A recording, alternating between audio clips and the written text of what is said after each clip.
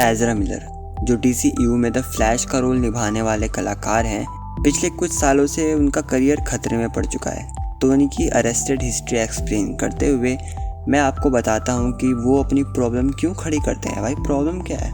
तो वीडियो को स्टार्ट करते हैं बिना किसी देरी के। तो सबसे पहले आता है डिसऑर्डरली कंडक्ट। 28 जून 2011 को The Perks of Being a Wallflower की फिल्मिंग के बीच में मिलर एक व्हीकल में सवार था, जिसे टूटी ब्रेक लाइट के लिए पिट्सबर्ग में खींच लिया गया था। पुलिस ने मिलर के कब्जे से 20 ग्राम्स गांजा बरामद किया।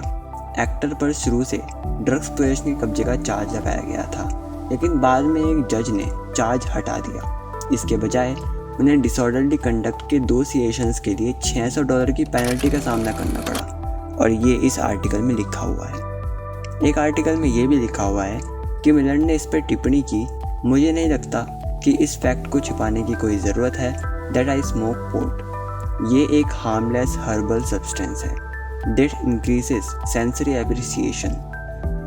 इन तीनों आर्टिकल में चॉकिंग इंसिडेंट के बारे में ये लिखा है कि 6 अप्रैल 2020 को बाद में एक डिलीटेड ट्वीट में एक वीडियो सामने आई, जिसमें मिलर को एक महिला का गला घोंटते और उसे ज़मीन पर फेंकते हुए दिखाया गया था।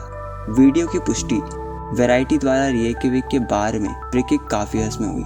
मिलर अक्सर शहर में आता रहता है। बार में एक एम्प्लॉय ने वीडियो में दिख रहे व्यक्ति की पहचान मिलर के रूप में करी, जिसे घटना के बाद स्टाफ द्वारा परिसर से बाहर ले जाया गया। इन दोनों आर्टिकल में हवाई की गिरफ्तारी के बारे में ये लिखा है कि 28 मार्च 2022 को कराओ के बार में क्लाइंट्स पर अश्लील हरकत करने के बाद संरक्षक के साथ कथित फिजिकल टकराव के बाद मिलर को हवाई में गिरफ्तार किया गया था और उस पर डिसऑर्डरली कंडक्ट और हैरेसमेंट के चार्जेस लगाए गए थे। एक आर्टिकल में ये भी लिखा है कि 19 अप्रैल 2022 को पहोवा में लिलानी state sub division police authorities ने कथित तौर पर एक कुर्सी फेंकने के लिए मिलर को 2nd डिग्री असॉल्ट के लिए फिर से कस्टडी में ले लिया था, जिसने एक 26 ईयर ओल्ड महिला को मारा और माथे पर आधा इंच का कट छोड़ा और एक निजी मिलन समारोह के दौरान छोड़ने के लिए कहा जा रहा है।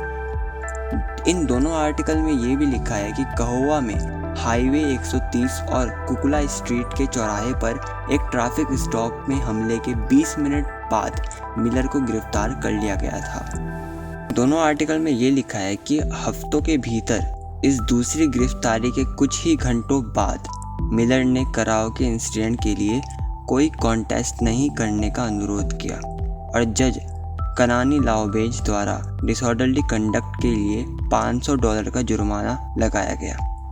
इन चारों आर्टिकल में ये भी लिखा हुआ है, मतलब बहुत बड़ी कहानी लिखी हुई है, तो मैं आपको शॉर्ट में बता देता हूँ। Relationship with Tokata Iron ice.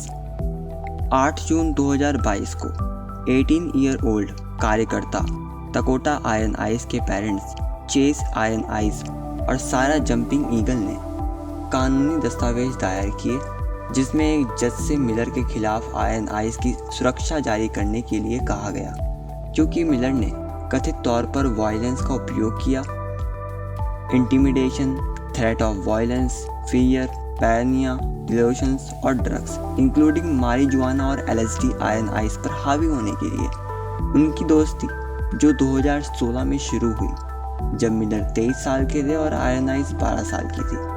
इसमें आयन आइस तब शामिल हुई जब 2017 को फैंटास्टिक बीस्ट और वेयर टू फाइंड देम के सेट पर मिलर से मिलने लंदन गए थे, जब वो 14 साल की थी और मिलर 25 साल का था।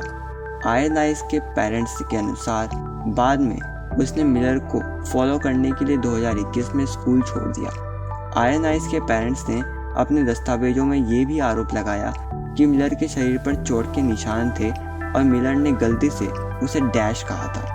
आयन आइस ने अपने माता पिता के आरोपों को डिनाई करते हुए जवाब दिया कि वह मेंटली स्टेबल थी और एक मेंटल हेल्थ प्रोफेशनल के कांटेक्ट में थी। तो गाइस, ये थी एज़रा मिलर की अरेस्टेड हिस्ट्री, और ये बहुत लंबी है, लेकिन हाँ अपडेट आ रही है और मैं आपको ज़रूर अपडेट करूँगा जैसे ही कुछ पता चलता है इसके बारे में। आप अपने ओपिनियंस कमेंट्स में ज़रूर बताइए कि आपको क्या लगता है, अब the flash point Ezra Miller को मिल पाएगी? मुझे लगता है नहीं मिल पाएगी। और जो भी मैंने जिस आर्टिकल के पढ़कर मैंने आपको इन्फॉर्मेशन दी है वो बिल्कुल सही है और विकीपीडिया पे अवेलेबल है, तो मैंने लिंक डिस्क्रिप्शन में दे दिया है। अगर आपको कोई डाउट हो तो आप वहाँ पर जाकर देख सकते हो। और अगर वीडियो पसंद आया तो लाइक कर दो, सब्सक्राइब कर दो चैनल को ऐसे ही मज़ेदार कंटेंट के लिए।